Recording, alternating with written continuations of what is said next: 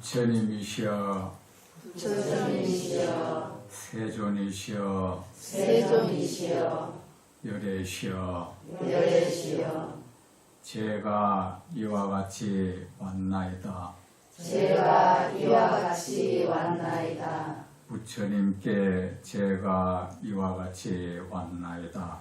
부처님께 제가 이와 같이 왔나이다. 부처님을 뵙고 공양하고 부처님을 뵙고 공양하고 예배하고 예배하고 가르침을 듣기 위해 왔나이다. 가르침을 듣기 위해 왔나이다. 세존이시여 세존이시여 부처님을 배울 수 있어 기쁘고 영광되며 부처님을 배울 수 있어 기쁘고 영광되며 부처님께 예배하고 공양할 수 있어 부처님께 예배하고 공양할 수 있어 기쁘고 영광되나이다. 기쁘고 영광되나이다. 이 세상에 이 세상에 이보다 더한 기쁨과 이보다 더한 기쁨과 영광이 어디 다시 있겠나이까. 영광이 다시 오시리이다. 세존이시여 세존이시여 부처님을 배울 수 있도록 부처님을 배울 수 있도록 부처님께 공양하고 예배할 수 있도록 부처님께 공양하고 예배할 수 있도록 허락해 주시어 허락해 주시어 감사합니다. 감사합니다. 세존이시여 세존이시여 저희를 위하여 저희를 위하여 만 중생의 이익을 위하여 만 중생의 이익을 위하여 그 보배로운 가르침을 그 보배로운 가르침을 베풀어 주옵소서. 베풀어 주옵소서. 그 감로 법식을 그 감로 법식을 베풀어 주옵소서. 베풀어 주옵소서. 마음 다해 듣고 마음 다해 듣고 믿고 믿고 마음 깊이 새기고 마음 깊이 새기고 따라 행하겠나이다. 따라 행하겠나이다.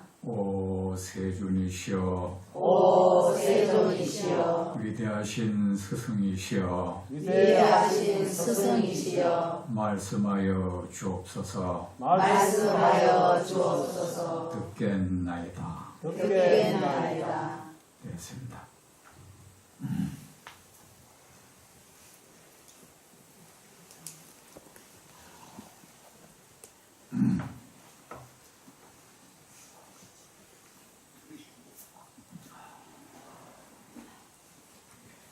여러분 절에 오면 이제 했던 그런 마음으로 늘 부처님을 뵙습니까?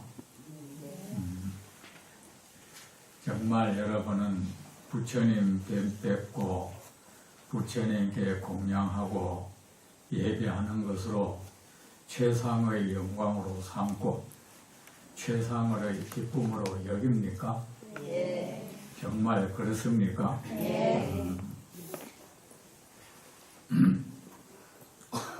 그리 해야 합니다, 여러분. 여러분이 정말 그렇게 할 때 여러분이 참된 불자가 되고 여러분 스스로가 도양이 되고 이 국납 정멸 보공 법왕궁이 되는 겁니다. 아셨죠? 네. 그리고 우리는 부처님 앞에 가면 이런 저런 기도 이거 해달라 저거 해달라 다 필요 없습니다. 정말 부질없는 겁니다. 그렇게 할 필요도 없는 겁니다. 여러분 방에 곰팡이도 쓸고 눅눅하고 이러저러 할 때 햇볕이 거기에 쨍 들면은 그걸로 다 해결되죠. 부처님을 향해서 여러분이 정말 고개 숙일 때 부처님을 여러분의 삶의 땅 한가운데로 모실 때 정말 여러분이 부처님 뵙고 부처님께 공양 예배하는 것으로 최상의 기쁨으로 여길 때 그것으로 족합니다, 여러분. 기도하지 말라는 게 아니고 필요가 없습니다. 그럴 때 여러분의 그 삶의 땅에는 더없이 좋은 상스러운 그 광명이 비추어서 여러분 스스로가 광명의 땅이 되는 거예요. 그 상스러운 광명이 비치는 곳에 무슨 안 좋은 일이 생기겠습니까? 오직 좋은 일만 생기죠. 그렇게 하세요. 그리고 제가 오늘 하기 전에 여러분께 한번 알아보겠습니다.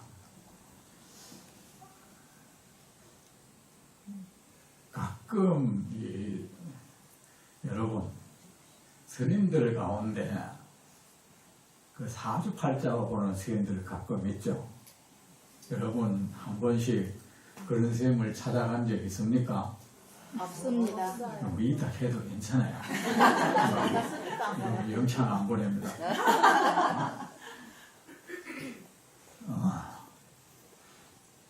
스님들이 말하기를 그렇게 해야 신도가 온다고 하는데 정말입니까 그것이? 여러분 꼭 그 스님이 사주팔자 봐줘야 그 스님한테 찾아갑니까? 아니죠. 그래 그러면 어제 제가 한 말이 맞네. 나는 그거 안 해도 오던데 그랬습니다. 그거는 여러분 앞으로 그 명심하세요. 좋은 것도 서로가 그 불도 그래요. 불 지 혼자 탈 수는 없어. 옆에 불쑤시개 역할을 해주는 게 있어야 돼요. 그게 적당한 바람도 불어줘야 돼요. 좋은 것도 뭔가 어우러져야 좋아지고 좋지 못한 것도 뭔가 서로가 이래 어우러져야 어우러져서 형성되고 커가는 거예요. 저의 꿈은 여러분 이 땅을 부처님 국토로 만들고 또 부처님의 바른 법, 정법이 이 땅에 숨쉬도록 하는 게 저희 살아있는 동안의 제 꿈이고 소원입니다, 여러분.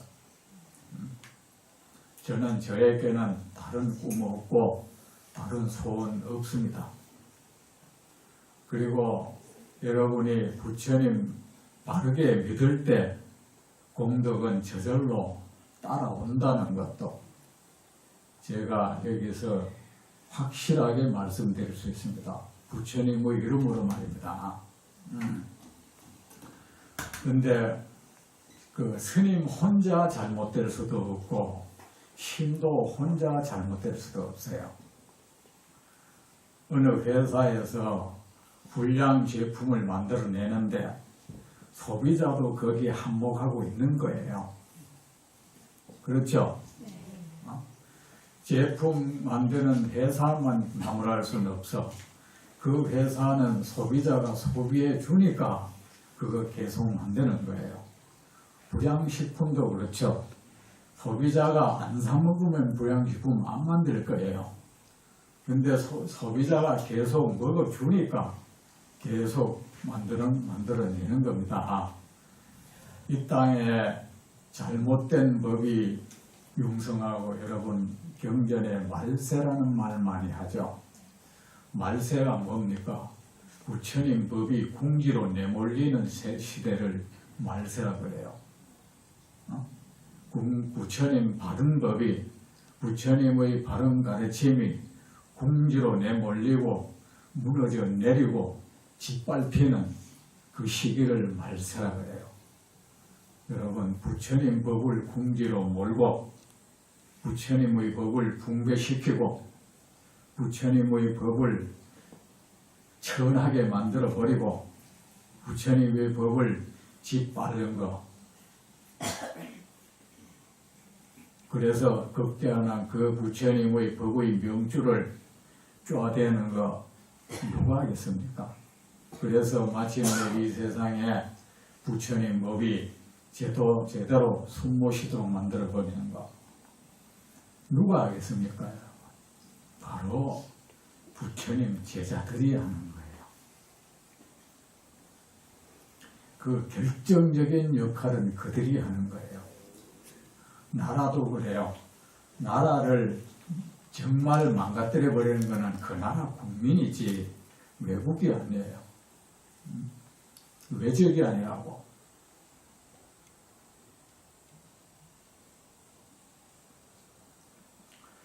설사 외도들이 말입니다.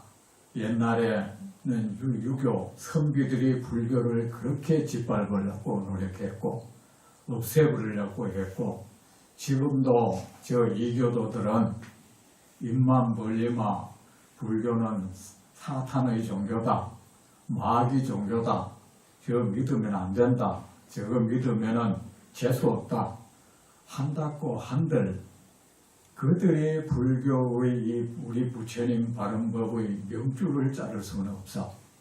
그들은 그렇게 밖에서 그냥 그렇게 비방할 뿐이에요. 그 이상 뭐 할 수 있는 것이 없어. 비방하는 것 이외에, 폄하하는 것 이외에.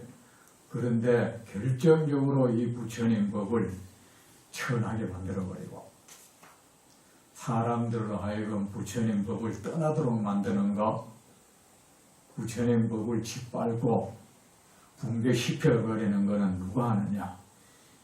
이 집안 사람들이 하는 거야. 목사, 신부, 유교, 선비가 그리 못해요.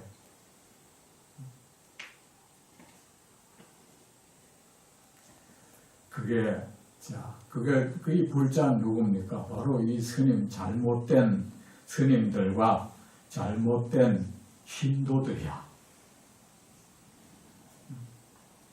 잘못된 수단으로 신도들을 이끄는 스님, 잘못된 수단으로 신도들을 이끌면서 생계를 도모하는 잘못된 스님, 그리고 그 스님을 붙쫓는 어리석은 신도,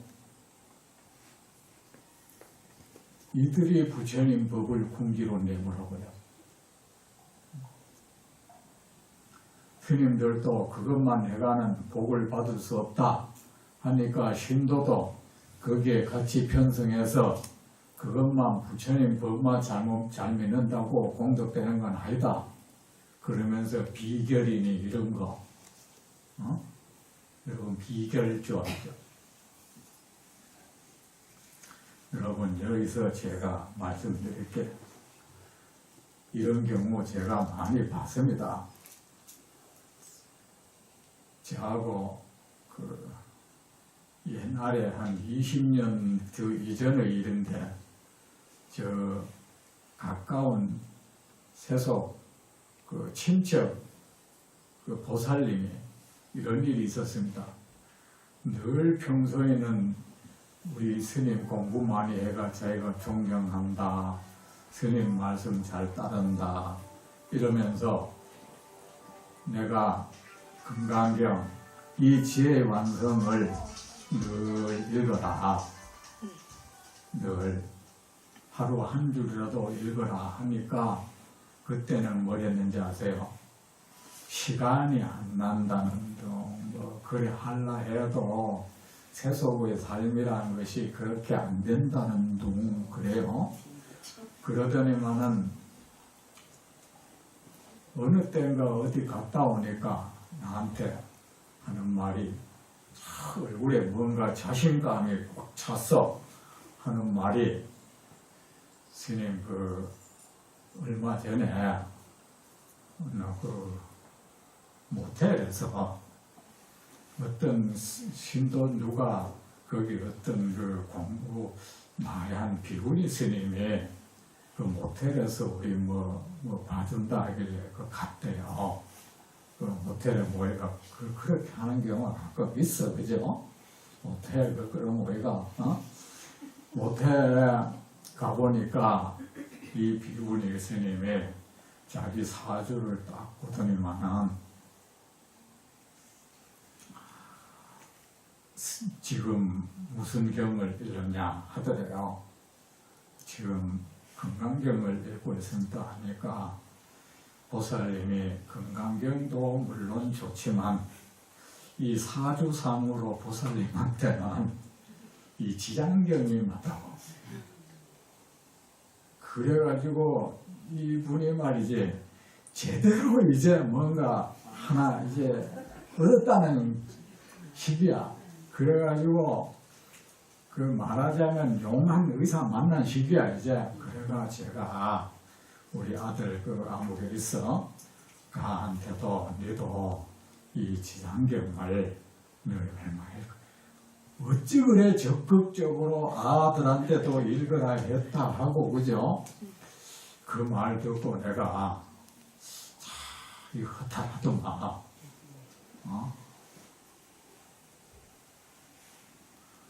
제가 알고 있어요. 어떤 사람은 사주를 봐가지고 당신한테 맞는 경은 이런 거다 이러면은 솔깃해 사람들이. 이 제대로 뭐가 만났다. 그리고 심지어는 사주상으로 당신은 관세음보살해야 된다, 지장보살해야 된다, 아미타불 해야 된다. 이런 경우도 있는가 하면은 사주를 가지고 뭐 법명을 짓는다고요. 여러분 앞으로 그렇죠. 그런 사람 만나면 정말로 솔깃하죠.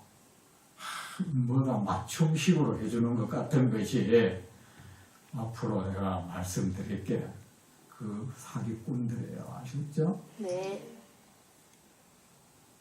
고의로 삿된 법으로 사람 후려치는 사람들이라고. 그래 후려쳐가지고 돈 빼내는 사람들이에요. 그리고 또 아니면은 정말로 그렇다면 그 사람 스스로가 삿된 사람이야. 부처님 법을 공부를 잘못해가지고 그 사람 아마 눈만 벌어지면은 경전 안 보고 딴 책 늘 보고 있을 거예요. 풍순이 뭐니 하면서. 그런데 사람들이 그런 말에 듣기가 솔깃해. 옛말에도 있습니다. 진실된 이 성민의 바른 가르침은 아무 색깔도 없고 향취도 없다고 했어요. 공기가 저 깨끗한 물이 향기도 없고 냄새도 없듯이 참으로 이 세상에 바르고 유익한 것은 아무 색깔도 없고 냄새도 없어요. 그리고 잘못된 법은 언제나 특별한 색깔, 특별한 냄새를 내뿜어. 거기에 사람들은 다 그 마음 정신을 뺏기고 말죠. 그래요, 여러분. 그런 사람 앞으로 만나면 어떻게 할 겁니까, 여러분? 그리고 여러분, 스님한테 사주 봐달라 하지 마세요. 아셨죠? 예. 그거 얼마나 큰 죄인지 아세요? 스님이란 어떤 사람입니까?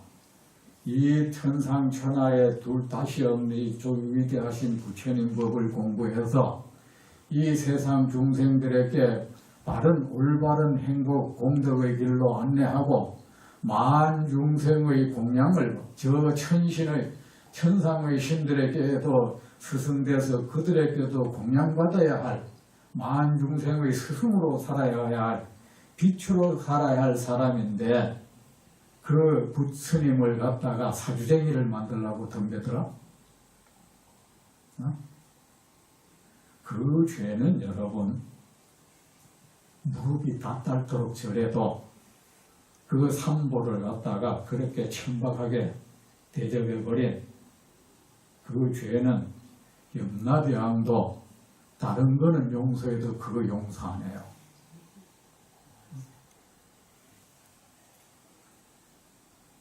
그래가 그 스님을 사주로 먹고 살도록 만들어버리고 한 사람을 타락시켜버리는 거야. 그래가지고 그 사람한테 그 부적 하나 얻어가지고 붙인다고 그 해결될 것 같습니까? 그 사람한테 좋은 날 나쁜 날 택해가지고 이름 지으면은 그 이름이 아주 좋을 것 같습니까? 그 사람한테 그거 해가지고 결혼 날짜 받고 이사 날짜 받으면 그 날짜가 정말 좋은 날일 줄로 생각해요. 이미 뿌리를 여러분들은 흔들어 버렸어. 뿌리가 내려앉는다고.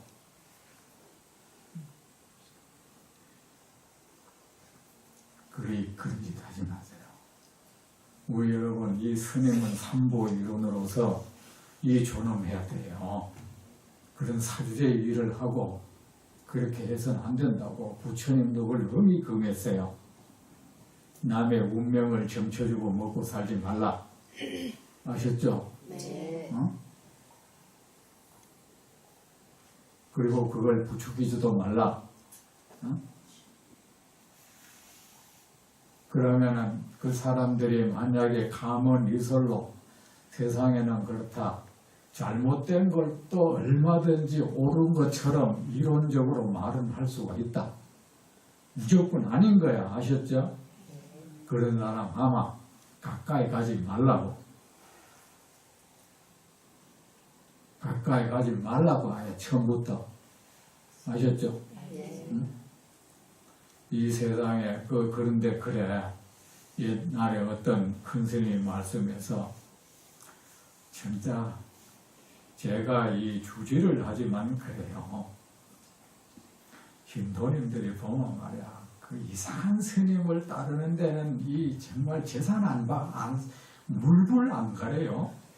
그리고 정말로 어떤 스님이 진실한 마음으로 이 올바른 길로 인도하려고 하는 스님한테는 그렇게 인색하고 뺀질뺀질하고 말 안 들을 수가 없어.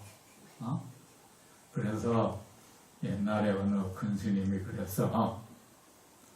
바른 법은 그렇게 일러져도 한쪽 귀로 듣고 한쪽 귀로 흘러버리더니 삭된 사람의 삿된 법에는 그렇게 귀를 솔깃하게 해서 들으니 바른 법과는 그렇게도 인연 없는 그대를 누가 제도하리. 여러분 그렇게 안 되려면 어떻게 되겠습니까? 계속 이 부처님 법하고 익숙해져요. 아셨죠? 네. 그것도 정리 들어서 그래. 어린아이들은 뭡니까? 사람이 한번 안 좋은 음식에도 거기에 맛이 젖어버리면 어떡해? 그거를 못 끊죠. 맞죠? 아들 말이야, 사탕 그거 한번 먹기 시작하면은 그거 안 주면 울고불고 난리 나죠. 땡깡 부리고 밥도 안 먹으려고 그래. 그리고 정작 몸에 좋은 음식은 주면 안 먹어! 뱉어내버린다. 근데 우리 어리석은 중생이 사는 게 그래요, 사실은. 어린애 그런 게 아닙니다, 사실은. 우리가 그렇습니다. 잘못된 가르치면은 귀가 솔깃하게 해가지고요. 눈이 반짝반짝 하면서요. 그래가지고 어디 가면 어떤 스님이 탁탁 맞춰고 가자. 그 스님이 지금 없어가 지금은 다른 사람들은 다 그 잘못됐다 하는데 아니야. 어디 여관에 가면 그 스님 지금 다 있어. 그거 가자. 사람도 끌고 가고 그런 일 하지 말라고. 근데 사람이 결국은 익숙한 것을 따라오게 되어 있습니다. 익숙한 것이 재미가 있거든. 근데 여러분이 잘못된 거에 자꾸 그렇게 따른다는 것은 왜 그래? 익숙해져 있기 때문이에요. 잘못된 법은 타당하게 들리는 거야. 그래 익숙하다는 것은 그걸 오랫동안 그런 것들과 접촉을 해왔다는 거예요. 잘못된 음식을 계속 먹으면 거기에 입맛 젖어버리면 나중에 그게 맛있단 말이야. 그러면 거기에서 벗어나는 길은 뭡니까? 달리 없어. 이것이 정말 좋은 음식이다 싶으면 그 음식이 맛없더라도 계속 먹어야 돼. 이제 그때부터는 그 음식을 계속 먹다 보면 그 음식이 내 입에 맞아요. 맞습니까? 맞습니까? 우리에게 잘못된 법이 지금 내 입에 맞는 거야. 그걸 오랫동안 그것들과 지내왔기 때문에. 근데 음식이 그러하듯이 지금부터라도 여러분이 그러면 어떻게 하면은 그런 거 물리칠 수 있습니까? 계속 이 부처님의 말씀을 들으라고. 그러면 나중에 이 부처님의 바른 가르침에 친숙해져 가지고 우리 뇌 구조도 거기에 맛을 느끼도록 변해요. 변해가 다른 거 잘못된 거는 맛 없도록 느껴진다고. 그러면 안 먹게 돼요. 그런 거 안 받아들이게 된다 말이에요. 스님들도 그래요. 외도에 관심이 많아요. 공부를 한다는 스님들도 또 그래. 한평생을 부처님 경전 공부해도 다 못하는데 단 하나의 경전도 통달 못하는데 이거나 두고 공자, 명자, 노자, 장자 이러고 있어. 그럼 여러분 그런 스님도 박학하다고 따라가죠. 저 스님은 막 이것저것 통달한 스님이야. 그러지 마세요. 아셨죠? 네. 이 부처님의 법이야말로 이 세상에서 가장 높고 가장 신비롭고 중생들에게 가장 큰 이익을 안기는 겁니다. 세상 어떤 성인도 부처님 앞에서는 그 대낮에 반딧불 같은 존재밖에 안 돼요. 그 어떤 위대한 가르침이라 해도 부처님의 가르침 앞에서는 태양 아래의 반딧불 같은 거예요. 부처님 법에 확신, 믿음을 가지고 가까이 하세요. 그리고 또 제가 여기에 천수경도 안 하고 이러니까 아직도 익숙지 않아가지고 사람들이 못마땅해 한 사람들이 있는 것 같은데 이것 또한 여러분 천수경이 좋습니까? 이 금강경 부처님 경전이 좋겠어. 우리가 그렇게 익숙해져 있을 뿐이야. 옛날에 어떤 스님이 잘못된 스님이 천수경을 읽으면서 그걸로 이제 의식 시작을 삼았겠죠. 그 스님이 잘못된 스님이 그래서 수백 년 내려왔겠죠. 대부분의 사람들은 옛날에 해왔다면 아무 생각 없이 받아들여. 그렇게 해야 되는 줄 알고 그러다가 어쩌다 지혜로운 사람은 이것이 정말 타당한가? 이게 오랫동안 이게 역사성이 있나 없나는 관심 없어. 이 사람한테 뭐지? 이것이 옳은가 그런가? 이것이 잘못됐다 싶으면 수천 년 동안 내려왔다 해도 그 중단하는 겁니다. 그런데 우리는 거기에 익숙해져 있는 거야. 여러분, 부처님 우리가 이 의식을 할 때 이 시방 3세 모든 부처님께 여기에 강림해 달라고 청했죠. 진심으로 청했습니까? 시방 3세 모든 부처님께 우리의 이 법회를 증명해 달라고 청했죠. 정말 그렇게 청했습니까? 시방 세계 모든 부처님들께 우리의 이 법회를 지켜달라고. 그리고 석가모니 부처님과 시방세계 모든 부처님께 공양 예배하고 부처님의 가르침을 향해 귀했고 부처님의 이 보배로운 이 교단에도 우리가 귀를 했단 말입니다. 그리고 여러분은 부처님 이름 부를 때 영광되라. 이 세상에 더없이 숭고한 이름, 더없이 거룩한 이름, 더없는 공덕의 이름을 내가 부르고 있네. 그렇게 여러분 했습니까?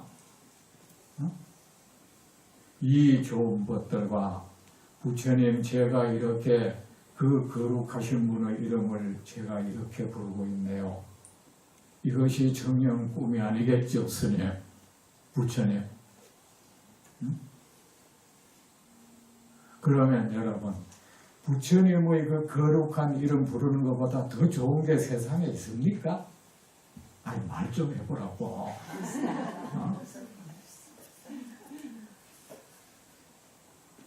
여러분 말로는 천상천하 무여부르라며.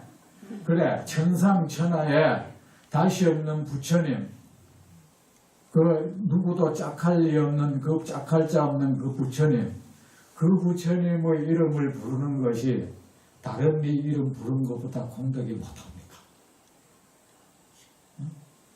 여러분, 그리고 우리 이 석가세존을 찬탄하는 것이 관세음보살 찬탄하는 것보다 못하단 말입니까? 석가세존의 이름을 소리 높여 부르는 게 관세음보살 하는 것보다 못하단 말입니까? 우리 석가세존께서 하신 이 한마디면 이 시방세계 저 지옥부터 모든 저 천상의 중생들도 귀 기울여드는 이 한마디 듣고 싶어하는 지혜의 완성이 그래 천수경보다 못하단 말입니까? 우리 정신 좀 차리세요.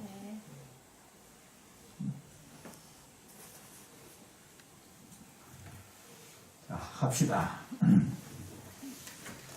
오늘 일단 읽어봅시다. 죄를 믿으세요. 아셨죠? 네. 믿으라고. 제가 여러분은 교만하다고 할지 모르나 저는 그렇습니다. 나는 그 누구보다도 내 부처님 법 공부 덜 했다고 나는 말하고 싶지 않아. 어떤 사람이 나만큼 불법 공부는 그가 내만큼 불법 공부는 했다고는 내 말할 수 있어도 그가 나보다 더 했다고 말할 사람은 난 없다고 난 생각해. 나는 그 어떤 사람보다 부처님 법을 모른다고 말하고 싶지 않아. 이 부처님 앞에서 석가모니 부처님이시여 시방세계 부처님이시여 적어도 지금 이 시간 이 땅에 발을 딛고 있는 모든 사람 가운데 저는 그 누구보다도 부처님의 말씀을 덜 배우지 않았고 잘 모르지 않다고 저는 부처님 앞에 자랑스럽게 말할 수 있습니다.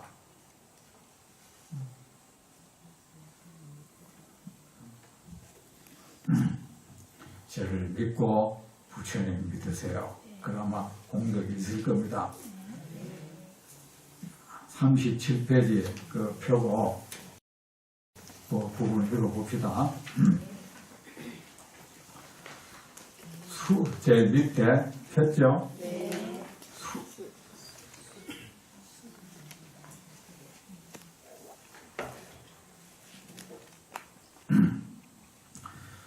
수벌이 어떤 사람이 열애가 존재 실체가 있다는 연해에 대해 말을 하였다고 하면 어떻게 생각하는가. 그는 나의 말을 이해한 사람이라 할 수 있겠는가. 그렇지 아니합니다. 세존이시여 그는 열에게서 말씀을 이해하지 못한 사람입니다. 까닭이 무엇입니까? 세존께서 말씀하신 존재 실체가 있다는 견해는 참으로 있는 것이 아닙니다. 그럼 가명으로 존재 실체가 있다는 견해라고 말씀하셨습니다. 수보리 완전한 깨달음을 향하여 마음을 일으킨 사람은 모든 것에 대한 이와 같이 알고 보고 믿고 이해하여야 한다. 그리하여 참으로 존재한다는 생각을 일으키면 아니 된다. 수보리여 참 존재한다는 생각은 실체가 있는 것이 아니다. 그러므로 가명으로 참으로 존재한다 생각이라고 말하였다.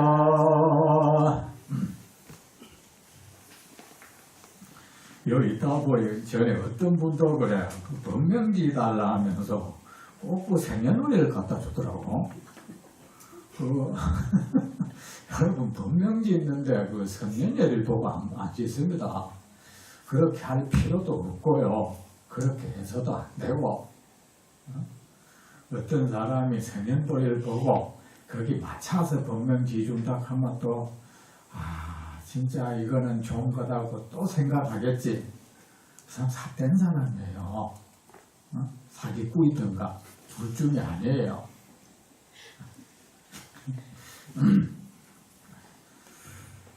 자, 여러분, 부처님께서는 지금까지 이 모든 중생들이 고통을 받는 것은 세상의 모든 존재에 대한 집착 때문이다.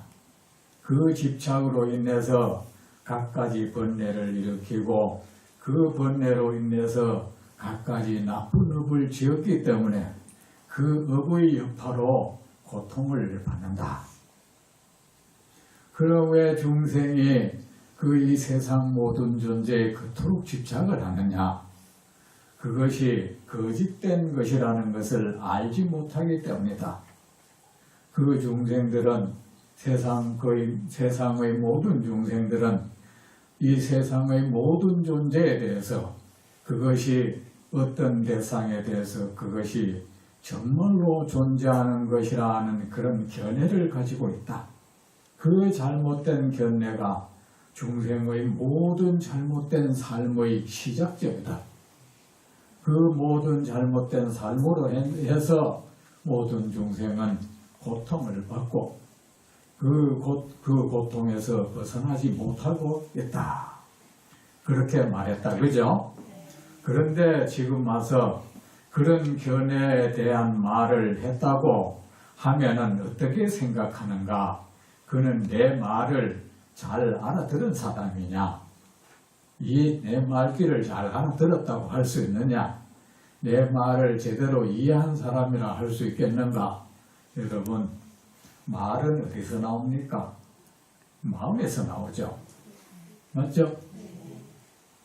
마음에서 나오는데 어떤 말을 한다는 것은 그런 마음을 가지고 있다는 증거죠. 우리가 흔히 무심코 하는 말, 사실은 무심코 하는 말은 없어요. 자기도 모르게 툭 튀어나왔다면은 그 말이 자기가 의도적으로 안 했다는 것밖에 없고 사실은 그런 말을 할 수 있는 마음 구조가 되어 있는 거예요. 그 마음이 그렇게 작용하는 거예요. 우리가 흔히 무심코 했다는 것은 신경 안 쓰고 했다는 소리야. 사실은 보통 때는 이리저리 재고 신경 쓰고 말을 하는데 이리저리 계산하고 반응 계산하고 말 안 했다 이 소리야. 사실은 무심코 한 말이 사실은 그 사람 미천이에요. 아셨죠? 자, 그러면 여러분 남의 어떤 말을 들었을 때 그 말을 안다는 것은 그의 마음을 안다는 거야. 맞죠? 그리고 누구의 말을 제대로 이해하기 위해서는 그 말이 흘러나온 그 사람 마음을 이해해야 돼. 말의 마음에 귀가 안 가고 그의 마음의 눈이 마음을 딱 들여다볼 수 있어야 비로소 그 사람 말을 이해했다고 할 수가 있어요. 그런데 우리 중생이라는 것은 사람 마음을 들여다볼 수는 없죠. 그냥 말줄을 타고 말을 그 마음을 보려고 노력할 뿐이죠. 그런데 여러분, 우리 중생이 부처님 마음을 헤아릴 수가 있단 말입니다. 그는 이 나 열애의 말을 이해한 사람이라 할 수 있는가? 그가 내 마음을 직시한 사람이라 할 수 있겠는가? 내 마음을 아는 사람이라 할 수 있겠는가? 그런데 문제가 있습니다, 여러분. 글은 아무리 잘 써도 그 글이 말을 다 할 수는 없어. 그죠? 말을 다 가늠할 수는 없고 또 어떤 좋은 말도 마음을 다 나타낼 수는 없어. 그렇죠? 그러니까 말과 글로 인해서 늘 온갖 잡된 잡음이 생기는 겁니다. 어떤 사람이 처음부터 글을 안 좋아해서만 그 말을 꼭 안 좋게 받아들이잖아요. 그리고 그의 말은 늘 내 마음 상태에 따라서 그 말은 들리게 돼 있어요. 예를 들어서 너 왜 먼저 나한테 돈 빌려줬는 거 왜 아직 안 주노? 내가 이런 말을 한 거는 상당히 편안한 말이죠. 근데 이 사람이 나에 대한 그게 안 좋으면 어때? 니 왜 돈 빌리면 아직 안 줘? 그 사람이 남한테 말할 땐 그렇게 말합니다. 아니, 나를 보지 왜 나한테 돈 안 줘? 돈 빌려는 거 왜 아직 안 줘? 이랬더나? 그럼 내가 말 그리 안 했잖아요. 그죠? 그렇게 말하면 안 되지. 내가 그냥 그래 했는데 왜 말을 그런 식으로 해? 이래 들어버리는 거야. 말을 그렇게 하면 안 되지. 말 자체는 이 어수는 같다 해도 말을 그렇게 하면 안 되지. 그대로 한다 해도 말을 그래 하면 안 되지. 근데 듣기는 말을 그래 하면 안 되지. 다르잖아요. 나는 잘 모르는데 난 모르는데 다르잖아. 그런데 말 옮기는 것은 정확히 옮기는 예는 100% 가까이 없다 이겁니다. 그러니까 여러분 귀에 잡힌 그 말이 사실은 아닌 말이 잡혀 있어. 아셨죠? 네. 그러놓고 내가 직접 들었다니까 나는 똑똑하게 나는 말을 들은 대로 지금 하고 있는 거야. 아니야. 기억하는 대로 하고 있는 거야. 그 말은 잘못되게 이 꼬불랑꼬불랑이가 여 들어오면서 뭐가 이 잘못된 게 요래 딱 여러분 들어버렸고 그렇게 기억한 거를 그대로 한다 해도 이미 그 사람 한 말이 아닌 거예요. 그 감정 안 좋은 맛도 고의적으로도 해보잖아요. 아니 그 사람 못 쓰겠네 했는데 내가 보고 그건 못 쓰겠는데 이러더라는 거야. 그건 듣는 어떤 사람은요, 그래가 저는 그 말조심에 특히 남 안 좋은 말 할 때 거기에 여러분 그 동조하지 마세요. 동조해 놓으면 그런 경우를 좀 겪었어. 예를 들어서 어느 스님 말을, 어떤 스님이 말을 막 해. 제가 듣고 이거 그 사람은 안 되겠네 했는데, 이 스님이 말이야, 우선 스님도 그 스님을 아주 나쁘게 보더라고 이래. 그러면서 이 자기가 했다고 안 하고 우리 선생님도 그 스님을 아주 못 쓰겠다고 얘기하더라. 자기 말 듣고 못 쓰겠네 말을 한 거는 맞아. 근데 이런 경우가 이 세상에 참 많아요. 아셨죠? 그러니까 남의 말 옮기는 거, 칭찬은 옮기더라도 가능하면 그 싸움 일어날 수 있는 거는 옮기지 마세요. 들어도 들은 바가 없도록 하세요. 그래서 우리 부처님께서는 우리 스님들이 옛날에는 걸식하고 다녀서 동네를 할 때 걸식하는 비구는 마을에 나가면 이것저것 보고 들을 거 아닙니까? 보도 본 바가 없도록 하고 들어도 들은 바가 없도록 하라 했습니다. 자, 그냥 부처님은 이런 말씀을 계속 하셨습니다. 그죠? 하셨는데, 그는 이런 말을 했다고 하면은, 그는 나 열애의 말을 이해한 사람이라 할 수 있겠는가? 그렇지 않습니다. 세존이시여. 여러분 같으면 어떻게? 우리 부처님께서 중생들은 잘못된 견해를 가지고 있다고 말씀하셨습니다. 말할 수가 있는 거야. 그죠?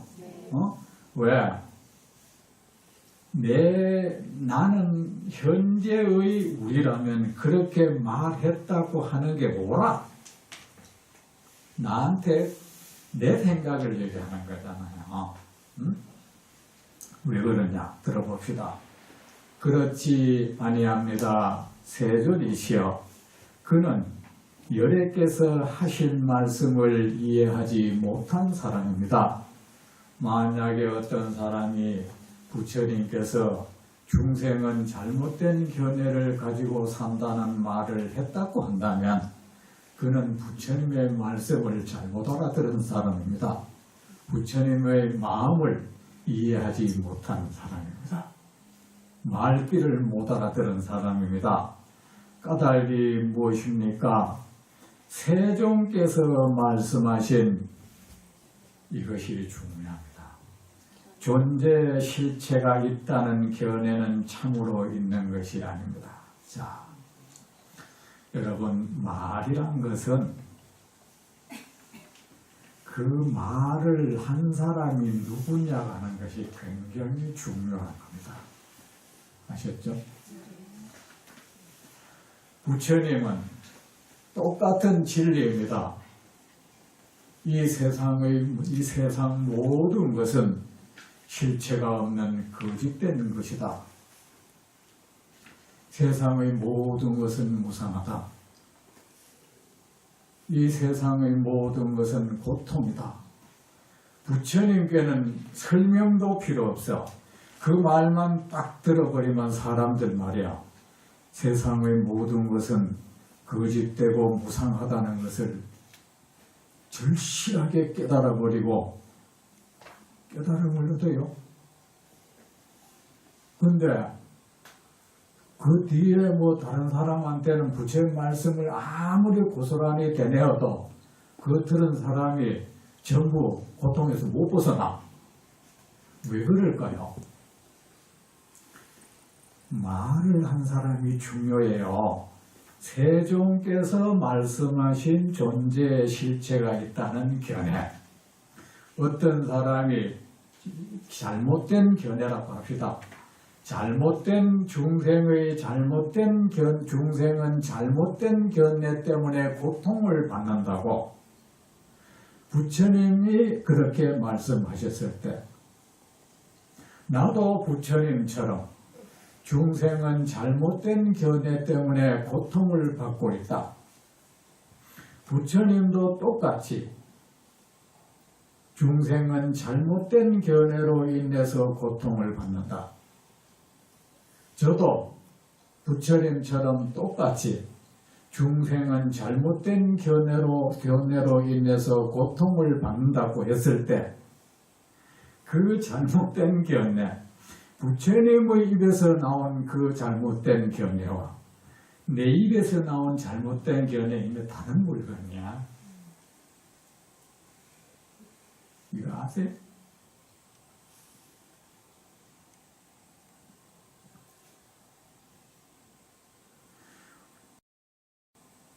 만약에 이 말을 제가 했다면, 깨닫지 못한 내가 했다면 중생은 잘못된 견해를 가지고 산다고 했을 때 여러분이 의성 스님은 말하기를 중생들은 잘못된 견해로 인해서 고통받는다고 말했다고 한다는 거 맞아요. 아셨죠? 그 맞는 말이야. 맞는 말인데 부처님께서 중생은 잘못된 견해 때문에 고통을 받는다고 말을 했지만 부처님은 잘못된 견해로 인해서 고통받는다고 말했다고 하면 그거는 잘못된, 그건 부처님 말 잘못 알아들은 거예요. 제가 이렇게 얘기했다면은 제가 한 말을 여러분은 잘 이해한 사람이라 할 수 있습니다. 의성 스님은 말라 법문할 때 중생들은 잘못된 견해를 가지고 산다. 그 잘못된 견해로 인해서 중생은 고통을 받는다는 그런 설법을 했다고 한다는 거 맞아요. 여러분 거짓말 잘못 알아들은 게 아니요. 그런데 부처님이 말입니다. 중생은 잘못된 견해로 살고 있다. 중생은 그렇게 잘못된 견해로 살기 때문에 고통받는다고, 물론 이 소리 음성으로는 그래 했지만은 부처님은 그렇게 말했다고 한다면 그거는 부처님 말씀을 잘못 이해한 사람이야. 자, 이거 여러분 어리둥절합니까? 자, 우리 부처님의 마음을 봅시다. 부처님은 어떤 분입니까? 세상의 모든 것은 물질적인 것이든 정신적인 것이든 우리 여러분이 배운 공부로서는 지금 물질적인 것을 뭐라 하냐, 형이상하, 형이하하게 하던데, 그죠? 물질적인 것. 정신적인 건 뭐라 그래요? 형이상하이다. 그래가지고 그 어떤 사람들은 구태여 이거를 유식하게 한다고 형이상학적인 것, 형이하학적인 것 이래라. 물질적인 것, 정신적인 것 그래요. 물질적인 것이든 정신적인 것이든 올바른 것이든 올바르지 못한 것이든 거룩한 것이든 추악한 것이든 속된 것이든 숭고한 것이든 그 모든 것은 환영 같은 거다. 공허하다. 그것은 가짜 존재물, 가짜 물건들이다. 그것은 그림자 같은, 그것은 가짜로 존재하는 것이다. 진짜로는 그것은 아무 실체도 없는 것들이다. 환영 같고 신규 같은 것들이다. 그런 것을 부처님 어때? 철저하게 알고 있는 분이야. 철저하게 알고 있는 분이고, 우리가 그런 말을 할 때는 그것을 철저하게 알지 못하는 상태에서 말해요. 그리고 부처님은 그런 말씀을 하실 때 그 잘못된 무엇을 입에 담든 그 입에 담고 있는 그것을 붙잡지 않아요. 그런데 우리는 뭔가를 입에 올릴 때 그 입에 올리는 그것을, 마음은 그것을 움켜잡아. 우리는 어떤 것을 입에 올릴 때 그것은 정말 존재하는 것인 거예요. 정말 존재하는 것에 대한 말이야. 예를 들어서 어떤 사람은 잘못된 생각을 가지고 있더라 할 때 내가 그렇게 말할 때는 그 사람의 잘못된 견해는 정말 있는 물건인 거야. 있는 물건이고 나는 그 있는 물건을 꽉 붙들고 그것과 마주보고 얘기하고 있는 거예요. 실제 하는 물건이 되어 있는 거예요. 그렇기 때문에 내가 그런 말 한 거는 맞아요. 그런데 부처님은 중생의 잘못된 견해를 말하면서도 그 잘못된 견해라는 것조차 뭐 실체가 없는 것이다. 거짓된 것이다. 가짜 물건이다. 그러니까 그것을 움켜잡고 있지를 않아요. 그것과 서로 마주보고 있지를 않다고. 그것과 대립하지 않고 있다고. 우리는 어떤 사람과 토론이 아니라 토론하다 보면 싸움이 되잖아요. 그죠? 왜 그런지 아십니까? 궁극적으로는 그 사람이 가지고 있는 그 생각과 대립하고 있는 거야. 이미 그것이 나와 이 서로 다른 어떤 생각이란 말이야. 나와 이질적인 것이 사람도 이질적인 것이 앞에 있으면 내가 긴장을 하잖아요. 긴장하고 그걸 이길 생각을 먼저 한단 말이야. 그러니까 어떤 사람은 잘못된 저 사람이 나하고 어떤 신념이나 이념 이런 전부 견해들이야. 이런 생각 다른 사람하고 딱 마주할 때 이미 그것과 나는 싸울 준비를 하는 거야. 그것이 나를 해칠 수도 있다. 그러니까 사실 토론이 안 되고 나중에 얼굴 벌겋게 돼가지고 핏대 올리고 나한테는 그게 진짜 있는 물건이야. 그 사람이 가지고 있는 생각. 그래가지고 어떻게 해요? 대화를 할 때도 부처님은 뭡니까? 그와 그 잘못된 견해를 얘기하면서 그 잘못된 생각을 부수어야겠다는 마음도 없고 그것을 조각내서 갈아 없애버려야 되겠다는 생각도 없어요. 그러면 세상 우리는 잘못된 것과 맞이하면 우리는 어째 싸움을 하게 돼 있잖아. 싸움을 하는 사람의 마음은 이미 못마땅한 휴식하지 못한 편안치 못한 상태야. 부처님은 세상의 그 무엇과도 대립하지 않아. 싸우지 않아요. 잘못된 것조차도 왜? 그것이 실제 하는 물건이 아니라는 것을 아는 거야. 그러니까 그것을 쪼개 없애려 하지도 않고 파괴시키려고도 하지 않아요. 그러니까 그것을 대하는 마음에 어떤 투쟁심도 없고 이기려고 하는 승부심도 없어. 그러니까 뭡니까? 그 잘못된 견해를 가진 중생을 대하는 그 마음도 더없이 여러분 마음이 편안치 못한 건 왜 그렇습니까? 마음에 승부심이 있기 때문에 편안치 못한 거야. 아무리 우리도 아니야. 나는 이기고 싶은 마음은 아싸. 거짓말 하지 마세요. 이기고 싶은 마음이 없는데 왜 마음이 그렇게 딱딱하게 굳어 있습니까? 사람은 적과 마주할 때 딱 굳어요. 긴장을 내. 우리는 이미 우리 편안히 대화하자 해놓고는 딱 마음은 굳어. 굳어진 것은 뭐야? 핑계내지 같이 교류가 안 일어나. 딱딱한 것과 딱딱한 이 충돌, 그건 싸움이야.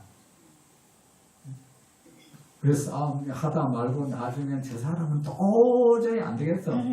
당신도 도저히 안 될 사람이야.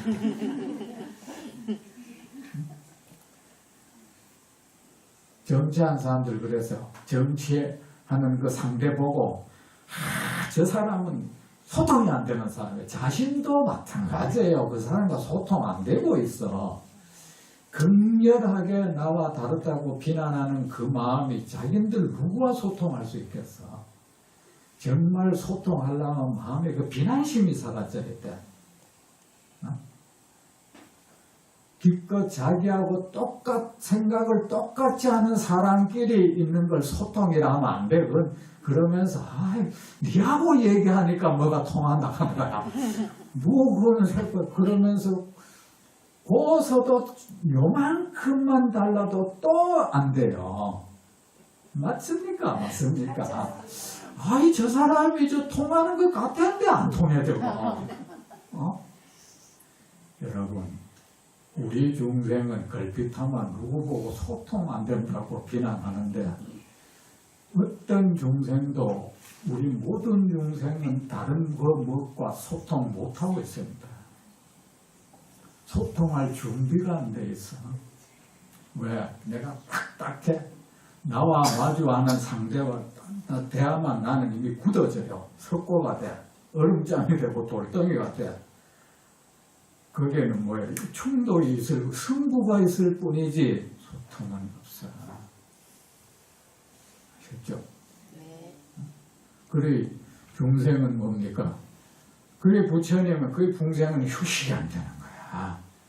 그래 부처님은 저 사람은 저 중생은 잘못된 견해를 가지고 있구나.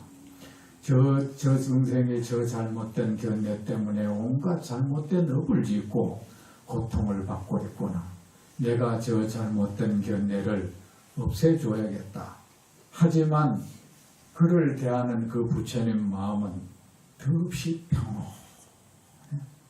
그를 내한테 복속시키려는 마음도 없고 꺾으려는 마음도 없고 논리 정연한 설명으로 꼼짝 못하게 할 마음도 없고.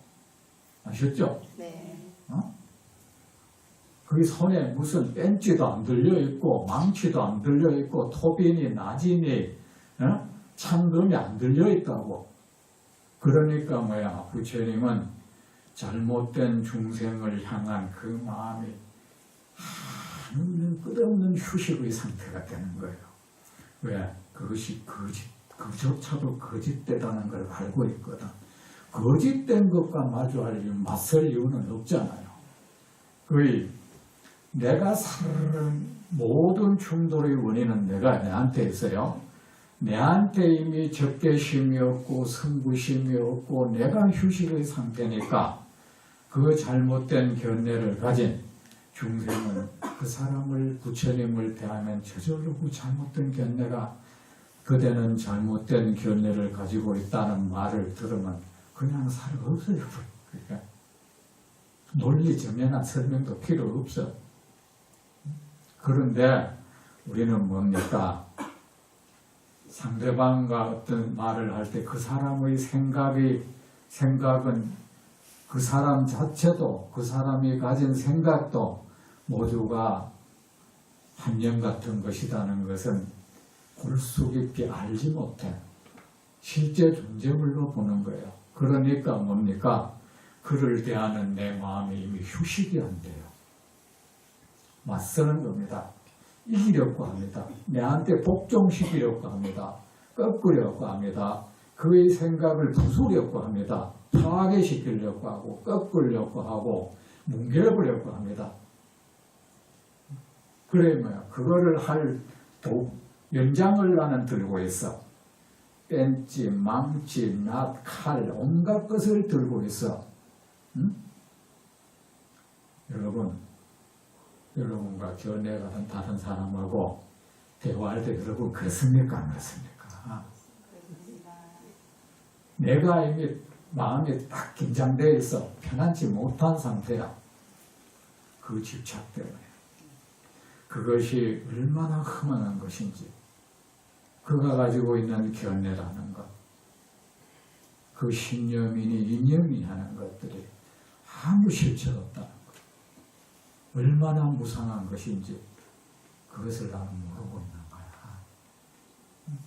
모르고 있으니까 뭡니까? 나는 그와 마주하고 그로 인해서 우리는 한 중생과도 소통할 수 없는 존재야. 그렇지 않을까? 소통할 수 있을 땐 단 한 가지야. 서로 이해관계가 맞아떨어질 때야. 중생의 화합은 이해관계가 맞아떨어질 때예요. 이해관계가 서로 맞아떨어지면 소통도 되고 화합도 되고 다 돼요. 근데 그것조차도 나중에 또 조그마한 이해관계가 딱 걸리면은 소통이 화합이 다 박살나버리잖아요. 그 사람이 나하고 생각이 올바른 줄 알았는데 먼저 얘기할 때는 그 생각이 옳은 생각 가지고 있구나 싶은데 오래 지내고 영 생각이 그 잘못된 사람이 살더만 이거 내가 잘못 봐서 그 사람은 평생을 자기가 때려 이기고 복속시켜야 할 사람을 계속 만날 겁니다. 계속 누구와 싸움의 중생은 그렇게 해서 평생을 싸웁니다. 그래서 그 어떤 사람도 한 사람에게도 휴식을 선물할 줄 몰라. 우리는 꺾으려는 생각이나 하고. 왜? 그 마음속에 우리가 그렇게 휴식하지 못하는 건 뭡니까? 정신적인 것이든 물질적인 것이든 그것이 옳은 것이든 그릇된 것이든 가짜 물건이라는 것. 내가 잘못됐다고 바라보는 그 대상도 궁극을 하는 거짓 물건이라는 것. 그리고 그와 마주하는 나 역시도 나의 생각, 내가 가지고 있다는 이 올바른 생각이라는 것도 필경에는 가짜 물건이라는 것. 이거 여러분 정말 인식해야 됩니다. 그래 수고리여 완전한 깨달음, 완전한 지혜예요. 항하여 마음을 일으킨 사람은 모든 것, 부처님이 분명히 말했습니다. 모든 것이라 했습니다. 정신적인 것이든 물질적인 것이든 거룩한 것이든 속된 것이든 아름다운 것이든 추한 것이든 부처님은 분명히 모든 것이라 했습니다. 예외가 없다는 거예요. 여기서 벗어난 모든 것에 대해서 이와 같이 알고 그것은 거짓된 것으로 무상한 것으로 실체가 없는 것으로 그렇게 알고 그렇게 보고 그렇게 믿고 그렇게 이해하고 그렇게 받아들이고 그렇게 해야 된다. 그래 할 때 뭡니까? 정말 그렇게 할 때 그대는 그대 눈에 보이고 보고 그대가 보고 듣는 그 모든 것으로의 속박에서 그대는 벗어날 수 있다. 그 모든 것의 속박에서 벗어나서 그대는 완전한 평온, 휴식을 얻을 수 있다.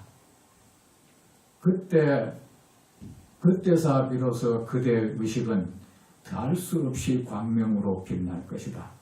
우리의 의식이 이렇게 빛날 수 없는 것은 그 뭔가에 가려져 있거든. 보고 들리는 모든 것, 옳으니 그러니 하는 그 모든 것에 우리가 덮어 씌워져 있는 상태라.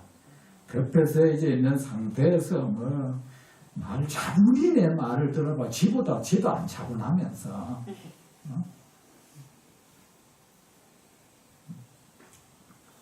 모든 것에 대하여 이와 같이 모든 것이 허망하고 거짓되고 무상한 것이라는 것을 그렇게 알고 그렇게 보고 그렇게 믿고 그렇게 이해할 때 우리는 그 모든 것으로부터 모든 것의 속박에서 벗어날 수 있고 그 모든 것으로부터 휴식할 수 있고 그 모든 것의 그 덮임, 가림으로부터 벗어나서 이 의식이 무한한 광명으로 빛날 수 있다. 그것을 우리는 깨달음이라고 합니다.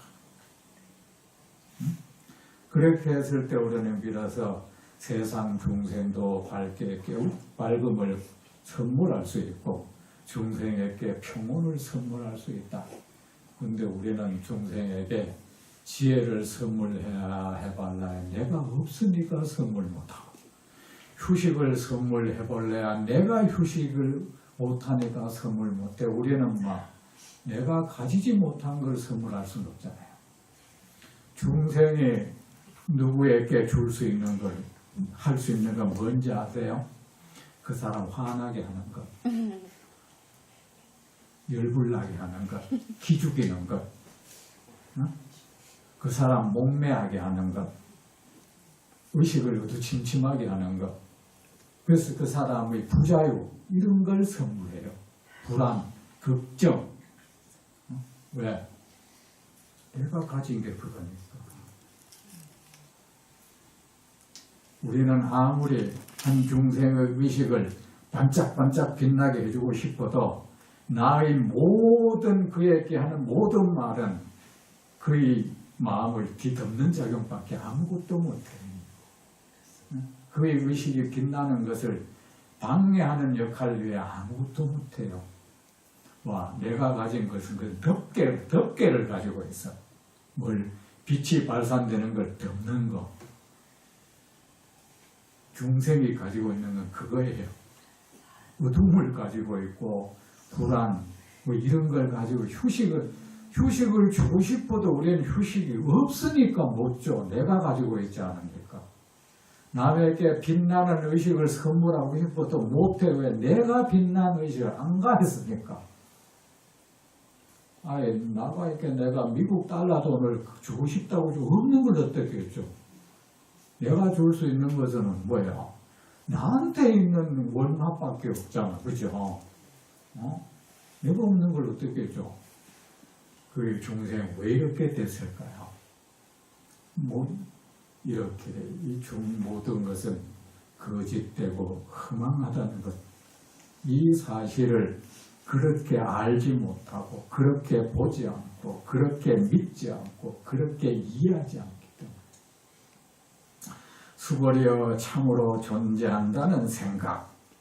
이거는 뭐야? 중생이 가지고 있는 생각이죠. 그죠? 참으로 존재한다는 생각은 실체가 있는 것이 아니다. 중생이 가지고 있는 그 잘못된 견해, 그 실체가 없다. 거짓된 것이다. 그러므로 가명으로 그것도 거짓 이름으로 참으로 존재한다는 생각, 우리가 가지고 있는 잘못된 생각이라는 것도 필경에는 존재하는 것이 아닙니다. 그만 이것을 때려 부수려고 할 필요도 없고 갈아서 없애버리려고 할 생각도 없습니다. 원래 존재하지 않는 것은 저절로 없어집니다. 내가 그것을 키우지만 않으면, 키우지만 않으면, 우리의 잘못된 생각은 그래요. 옳은 생각이 올 때 잘못된 생각은 그대로 사라져버려. 그러면 우리가 옳은 생각하기 위해서 어떻게? 부처님 말씀, 우리는 보고 들은 대로 생각하잖아요. 부처님 말씀 열심히 들으세요. 다른 길 없습니다. 예. 자, 합장하세요. 세존이시여, 오늘도 저희는 이 거룩한 대승사 도량에서 이 좋은 것들과 함께 부처님을 뵙고 부처님께 공양하고 예배하고 부처님의 존엄하신 명호를 소리 높여 불렀으며 부처님의 거룩하신 가르침을 즐거이 들었나이다. 세존이시여, 저희는 오로지 부처님의 제자일 뿐이옵니다. 부처님의 권속, 부처님의 백성, 부처님의 자식일 뿐이옵니다. 부처님의 자식일 뿐이옵니다. 저희가 비록 어리석은 생각으로 어리석은 생각으로 끊임없이 끊임없이 부처님의 가르침을 어기고 등지고 있다 해도 부처님의 가르침을 어기고 등지고 있다 해도 그리하여도 저희는 여전히 그리하여도 저희는 여전히 부처님의 제자이고 부처님의 제자이고 권속이고 권속이고 백성이고 자식이옵니다. 세존이시여 세존이시여 그 거룩하신 위신력으로 그 거룩하신 위신력으로 저희를 수호하여 주시옵고 저희를 수호하여 주시옵고 저희를 인도하여 주옵소서.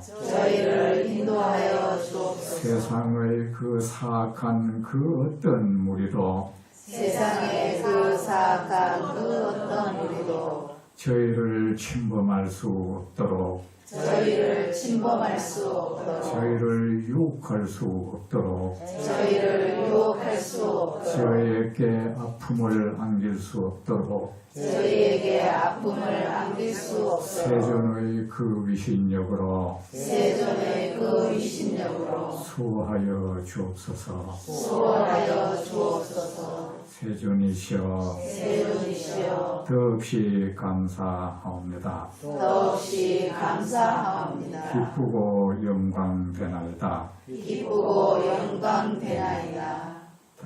됐어.